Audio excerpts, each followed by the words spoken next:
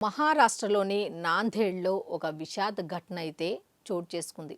ప్రేమకి కులం లేదు, మతం లేదు. అసలు దేశం అనే సరిహద్దే లేదు. రాష్ట్రం గాని, ప్రాంతం గాని సరిహద్దులేమీ ఉండవు అని నిరూపించింది ఒక యువతి. అది ఎలా అంటే తనకు ఇద్దరు సోదరులు అయితే ఒక సోదరుడి యొక్క ఫ్రెండ్‌తో తను లవ్‌లో పడింది. అయితే ఇద్దరూ కలిసి ప్రేమించుకున్నారు.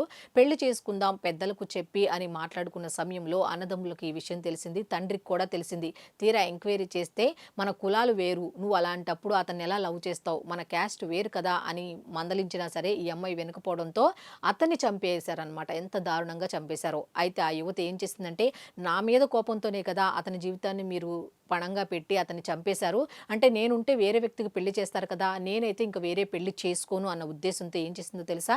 ఆ శవం దగ్గరికెళ్ళి అంటే తన ప్రియుడి యొక్క శవం దగ్గరికెళ్ళి అతని మొహానికి పసుపు రాసి తను కుంకుమ దిద్దుకొని ఒకటే మాట చెప్పింది. నేను ఇట్లా ఉన్నాననే కదా వేరే పెళ్లి చెయ్యాలి అన్న ఉద్దేశంతో అతన్ని చంపేశారు కదా!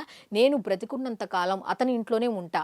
నేను వేరే పెళ్లి అనేది చేసుకోను. అతని భార్యగానే బ్రతుకుతా అంటూ ఆ శవాన్ని పెళ్లి చేసుకుంది. చూశారు కదా! నిజమైన ప్రేమ ఇదే అని చెప్పొచ్చు కానీ కాకపోతే తన జీవితాన్ని కూడా ఏ విధంగా నాశనం చేసుకుంటుందో ఇటువంటి భ్రమల్లో పడి అని మనం చెప్పొచ్చు. అయితే ప్రేమకి హద్దులు లేవు అంటారు. తల్లిదండ్రుల గురించి కూడా ఆలోచించాలి. తల్లిదండ్రులు కూడా ఇటువంటి చేసే సంఘటనల గురించి కూడా ఒక్కసారి ఆలోచించుకుంటే ఇటువంటివి జరగకుండా ఉంటాయి. ఇప్పుడు అతన్ని చంపేశారు. అతని జీవితం నాశనం. ఈ పిల్లేమో అతన్ని చేసుకొని ఉంటూ అతని ఇంటికి వెళ్ళిపోతాను అంటుంది. ఎంతమంది జీవితాలు నాశనం అయిపోయాయి. కాబట్టి తల్లిదండ్రులు ఆలోచించాలి.